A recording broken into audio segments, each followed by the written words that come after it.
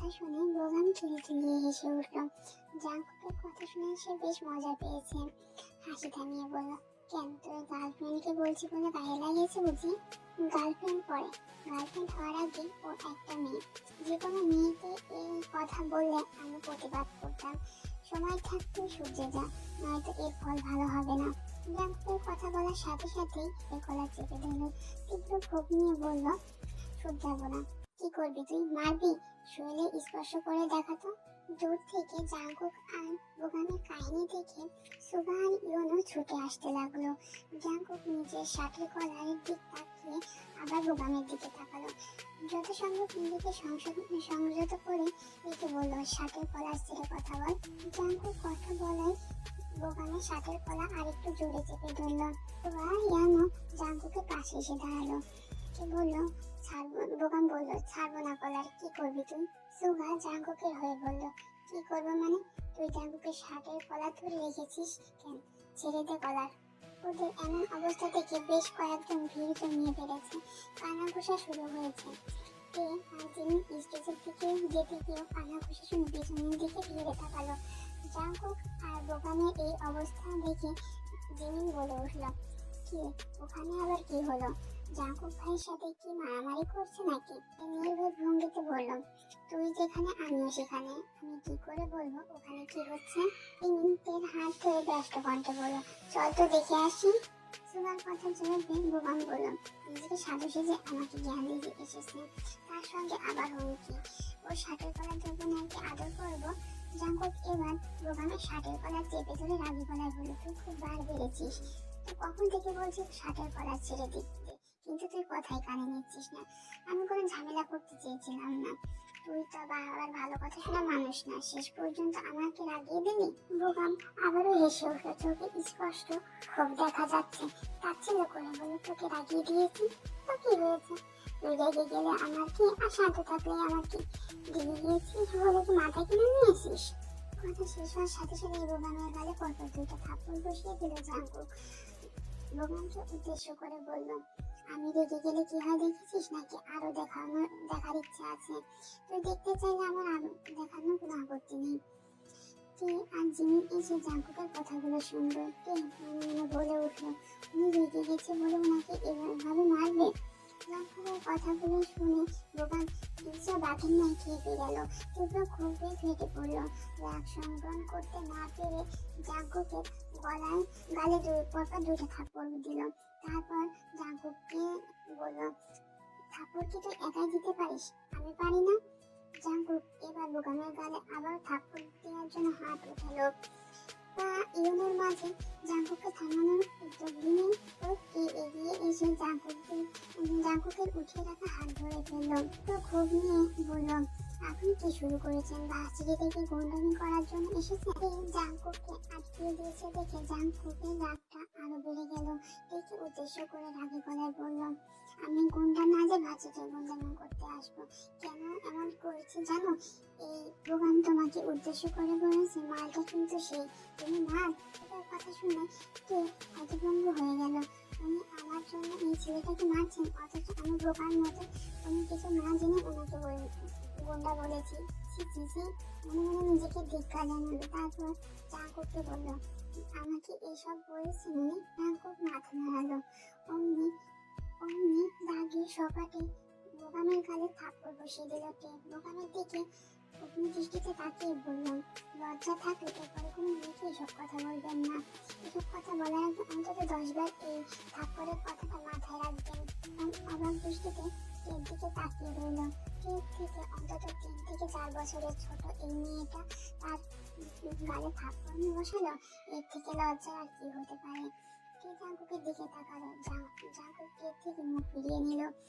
জাঙ্কুকের সামনে গিয়ে দাঁড়ালো, মাথা নিচু করে বলল, সরি। জাঙ্কুক এর দিকে আর চোখে চেয়ে দেখে বলল, কোনো কিছু না জেনে আগে ফটর ফটর করবেন না। মাথা নাড়ালো। জাঙ্কুক আর সুগা সেখান থেকে চলে গেল। জাঙ্কুকের প্রতি টের আলাদা একটা সম্মান কাজ করলো। এই আয়নার সামনে বসে চুল আঁচড়াচ্ছে। তখন দরজায় টোকা পড়লো। টেরাম্মু বাহির থেকে বলে উঠল, কে তোর হয়েছে? তাড়াতাড়ি আয়, তোর আব্বু তোর জন্য কিন্তু ওয়েট করছে। চুল বাঁধতে মতো জবাব দিল, এই তো আম্মু আসছি, 5টা মিনিট লাগবে, তুমি যাও আমি আছি। বাইরে থেকে টের মায়ের আর কোনো কণ্ঠ পাওয়া গেল না, হয়তো চলে গেছে। চুল বাঁধা শেষ করে ফোনটা হাতে নিল। জিমিনকে একটা কল দেওয়া দরকার। কে কল দিল? রিং হওয়ার কয়েক সেকেন্ড পরে জিমিন কল রিসিভ করলো। ঘুম কণ্ঠে বলল, কল দিয়ে বিরক্ত করছিস কেন? আমার ঘুমের ব্যাঘাত না ঘটালে হয় না? কি বলবি তাড়াতাড়ি বল। তুই তোর ঘুম নিয়ে পড়ে থাক, এইদিকে আমি পাত্রের সাথে দেখা করতে যাচ্ছি। জিমিন আবার ঘুম কণ্ঠে বলল, আচ্ছা। কিন্তু কয়েক সেকেন্ড পর বোধগম্য হলো জিমিন চোখ মুখে ঘুম হাওয়ায় মিলে গেল। ধরপড়িয়ে উঠে বসলো, অবাক হয়ে বলল, কি বলছিস তুই? পাত্র? কিসের পাত্র? কার পাত্র? তুই কেন পাত্রের সাথে দেখা করতে যাবি? পরপর করা এতগুলো প্রশ্ন শুনে তে হতাশ হলো। ঘুম থেকে উঠে মেয়েটা সব ভুলে গেছে। এই বিকাল পর্যন্ত কেউ ঘুমায়? তেহা কণ্ঠে বলল, আব্বুর বন্ধু ছেলের সাথে দেখা করার কথা ভুলে গেছিস তুই? মনে হলো তার এইচএসসি পরীক্ষার আগে এর আব্বুর বন্ধু থেকে তার পুত্রবধূ করে নিয়ে যেতে চেয়েছিলেন, কিন্তু তে ছাপ জানিয়ে দিয়েছে পরীক্ষার আগে সে বিয়ে করবে না। জিমিন বিষণ্ণ গলায় বলল, এদের জন্য এই দুনিয়ায় আর কোনো মেয়ে নেই, তোকে কেন বিয়ে করতে হবে? কে বলল? কি জানি, আমি তো ভেবেছিলাম এতদিন হয়তো বিয়ে করে বিবাহিত হয়ে গেছে, কিন্তু কালকে আব্বু এসে বলল ছেলে আমার সাথে কথা বলতে চাই।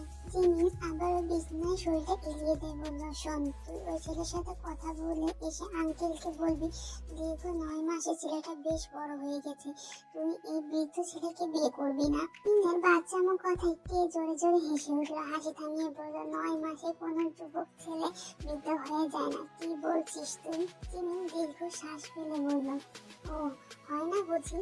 না হলেই নয়, আমি কিছু জানি না, তুই এই বিয়েটা করবি না। তুই বিয়ে করতে চাইলে আমি ভার্সিটিতে যাবো কার সাথে? আমার মনের কথাগুলো কাকে বলবো? তুই জবাব দিতে গেলে আবারও দরজায় টোকা পড়লো। টের মা বলল, যেতে হতে কতক্ষণ লাগবে? তোর আব্বু অপেক্ষা করছে তো। জিমিনকে ছোট্ট করে বলল, আম্মু ডাকছে এখন। দরজা খুলে বের হলো। মায়ের দিকটা কি মিষ্টি হেসে বলল, এই তো আম্মু হয়ে গেছে। তার আব্বুর সাথে গাড়িতে গিয়ে বসলো। এখন তাদের গন্তব্য রেস্টুরেন্টে। গাড়ি চলতে চলতে তের আব্বু আরেন বলে উঠলো, শোন মামনি, জেকে তোমার জন্য অনেকদিন ধরে অপেক্ষা করেছে। তোমার ওই পছন্দ হয়েছে বলেই এতদিন অপেক্ষা করেছে। তোমাকে আমরা আগেই বলেছি তোমার তো পছন্দ আছে কিনা। আমি চাই না আমার মান সম্মান হানি হোক, তাই আবারও বলছি তোমার কোনো পছন্দের মানুষ আছে কিনা।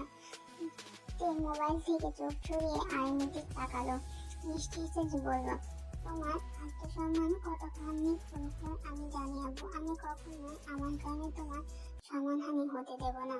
আমার পছন্দের কেউ নেই। এই কথায় আইন সন্তুষ্ট হলো, খুশিও হলো। চোখে খুশি ঝিলিক দেখা গেল।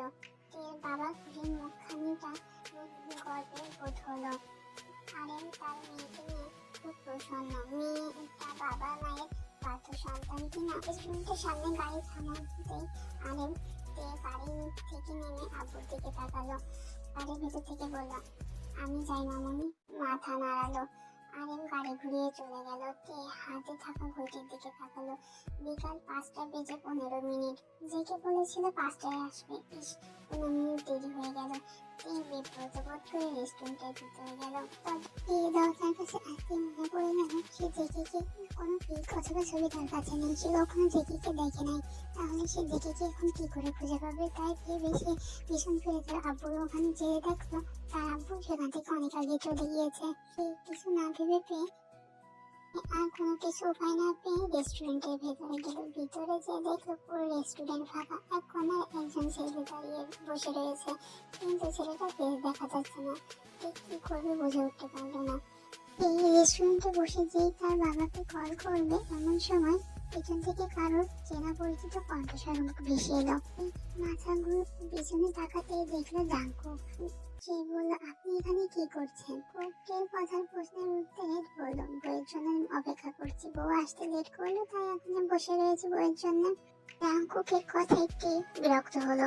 ভুরুকুচকে বলল, আপনাকে কতবার বলেছি আপনি আমাকে বউ বলে ডাকবেন না, তারপরেও কেন বউ বলে আপনি আমাকে ডাকেন? এই কথাই জাঙ্কুক মুচকি হাসলো এবং বলল, এবার তোমাকে একেবারে বউ করে নিয়ে যেতে এসেছি। আপাতত সে তার জেকের চিন্তা নিয়ে তার মাথায় ঘুরপাক খাচ্ছে। তার উপর জাঙ্কুকের এই উটকো ঝামেলা তার এখন খুব বিরক্ত লাগছে। তাই সে বলল, আপনি এখান থেকে যান, এখন আমার সাথে কেউ দেখা করতে এসেছে, আর আপনার সাথে যদি আমাকে দেখে ফেলে, তার উপর আপনি এবার বউ বউ করতেছেন, এটা অনেক ঝামেলা হবে। প্লিজ দয়া করে এবার এখান থেকে যান। জাঙ্কুক এবার টিকে উদ্দেশ্য করে বলল, যদি তুমি যার সাথে দেখা করতে এসেছো সেই ব্যক্তিটা যদি আমি হয়ে থাকি। কথাই কে তেমন পাত্তা দিল না। সে মনে করছে জাঙ্কুক এবারও মজা করছে। তাই সে তার আব্বুকে কল করলো। তার আব্বু কল ধরতেই কে বললো, আব্বু আমি তো কখনো জাঙ্কুককে দেখি নাই, আমি এখন কি করবো এখানে? বলে উঠলো, তুমি এখানেই থাকো, আমি দেখছি। জাঙ্কুককে বলছি আমি। এই কল কাটার পরেই আরিয়ান জেঠিকে কল করলো। জাঙ্কুক সামনে বসেছিল, তার ফোন কল আরিয়ান কল দেখে সে কল রিসিভ করলো। হ্যালো আঙ্কেল, বলেন। জেঠি বাবা, তোমাকে তো কে মামা চেনে না, তা বলছিলাম যে তুমি তো ডেকে চেনো, তুমি একটু টিকে খুঁজে দেখো না, ও রেস্টুরেন্টের এক কর্নারে বসে রয়েছে। আঙ্কেল, আপনার চিন্তা করা লাগবে না, আমি আপনার মেয়েকে পেয়ে গিয়েছি, সে আমার সামনেই বসে রয়েছে। এই বাবা জাঙ্কুকের কথা শুনে বলে, আচ্ছা বাবা, তাহলে তোমরা কথা বলো, তাহলে আমি রাখি বলে আরিয়ান কল কেটে দিল। কি জাঙ্কুকের দিকে তাকিয়ে প্রশ্ন করলো, আপনার নাম না জিয়ন জাঙ্কুক, তাহলে আপনাকে জেকে বললো কেন? কে কথাই জাঙ্কুক মুচকি হেসে বলল, আমার নাম জিয়ন জাঙ্কুক, এটা আমার কলেজ বা বাইরে সব লোকে জানলেও আমার বাবা ব্যবসা খাতিরে সবাইকে আমাকে জেকে বলেই পরিচয় দেয়। জাঙ্কুক বলল, তোমাকে আমি প্রথম দিন থেকে চিনতাম, যখনই তুমি আমাকে বলে পরিচয় দিয়েছো তখন থেকে, তাই ভাবলাম তোমার সাথে একটু মজা করা যাক। তাহলে আজ এই পর্যন্তই। আমার ভিডিওটা যদি ভালো লেগে থাকে লাইক কমেন্ট সাবস্ক্রাইব করে দিও। পরবর্তী পার্টের জন্য অপেক্ষা করো। Bye bye.